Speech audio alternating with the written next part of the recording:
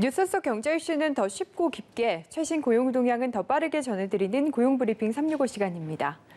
소지영 기자, 안녕하세요. 안녕하세요. 네, 오늘은 어떤 이슈인가요? 네, 오늘은 이슈와 밀접한 뉴워드부터 우선 말해보겠습니다. 최근에 기업 경영 화두로 떠오른 것이 바로 ESG입니다.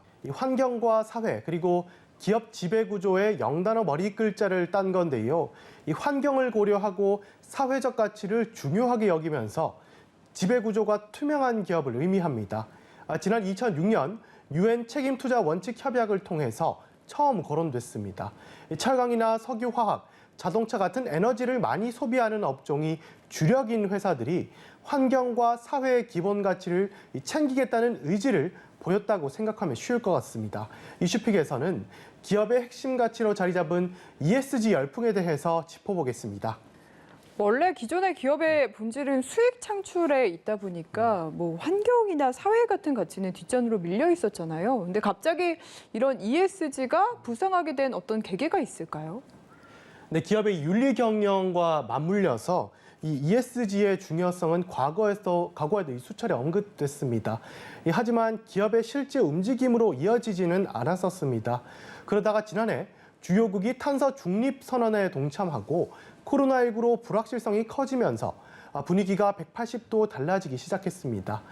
지난해 9월 중국이 탄소 중립을 선언한 데 이어서 탄소 중립 선언을 공약한 조 바이든 미국 대통령이 취임하면서 세계 온실가스 배출량의 60% 이상을 차지하는 나라가 탄소 배출 제로에 도전하게 됐습니다. 우리 정부도 2050년까지 탄소 배출량을 0으로 만들겠다고 선언한 데 이어서 2030년부터 모든 코스피 상장사가 ESG 정보 공시를 의무화하기로 했습니다.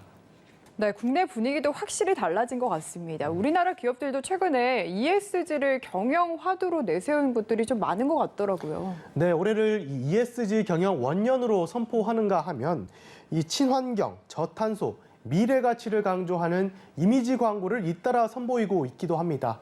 이 삼성물산은 지난 10월 석탄 관련 신규 사업을 전면 중단한 대신 풍력, 태양광 등 신재생에너지 사업을 강화했고요. SK는 한국 기업 가운데서는 최초로 아리백을 공식화했습니다. 아리백은 재생에너지 100%의 약자로 2050년까지 전력의 100%를 재생에너지로 조달하겠다는 약속입니다. LG전자는 2030년까지 탄소 중립을 실천하는 탄소 중립 2030을 선언했고, 롯데도 그룹 차원의 자원 선순환 프로젝트를 추진하고 있습니다. 네, 사회와 환경을 생각하는 기업들이 이렇게 많이 늘고 있다는 거 참 좋은 부분이긴 한데, 그래도 저는 기업은 돈을 버는 게 최우선 가치라고 생각을 하거든요. 네, 이렇게 세계적인 추세라고 해도 ESG 경영에 이렇게까지 뛰어드는 진짜 이유는 뭐라고 보십니까? 사실 이 공적 자금을 포함해서 이 천문학적인 돈이 ESG 투자에 쏠리고 있기 때문입니다.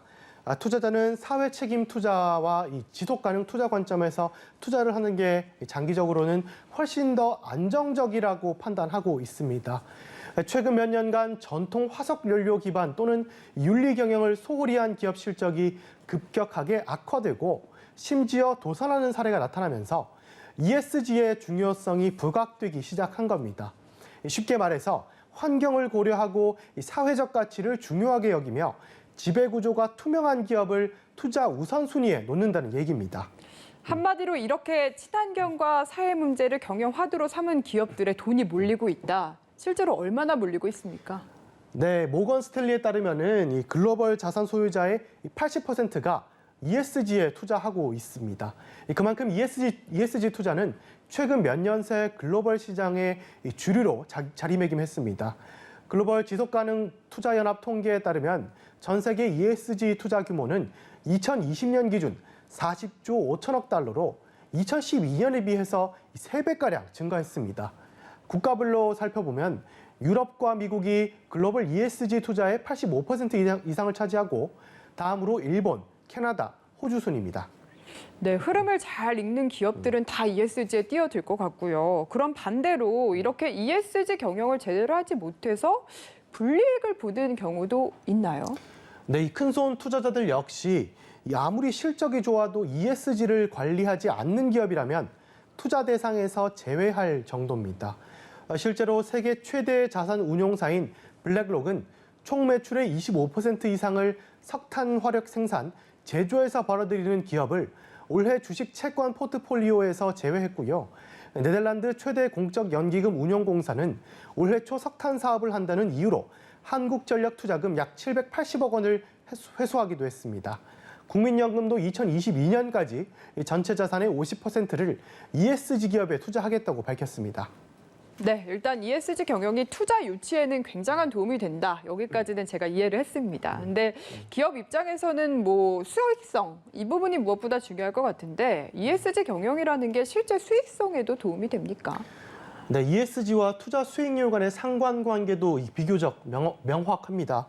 영국의 대표 자산관리사는 5년간 영국 주식에 투자한 일반 수익률은 마이너스 0.1%였던 반면에 같은 기간 ESG 펀드 투자 수익률은 9.1%라고 발표했습니다. 지난해 미국 증시 상장 지수 펀드 수익률 상위 10개 가운데 5개가 친환경 펀드였고요. 이제는 ESG를 통해서 새로운 비즈니스도 발굴합니다.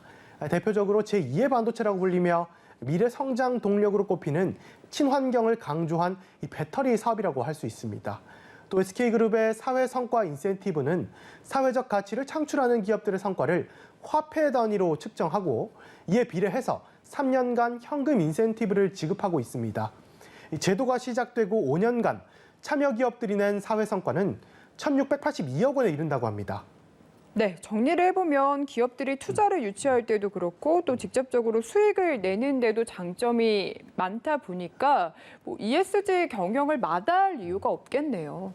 네, 김현장 환경에너지연구소에 따르면 현재 1,000개가 넘는 글로벌 기업이 탄소 중립을 선언했습니다.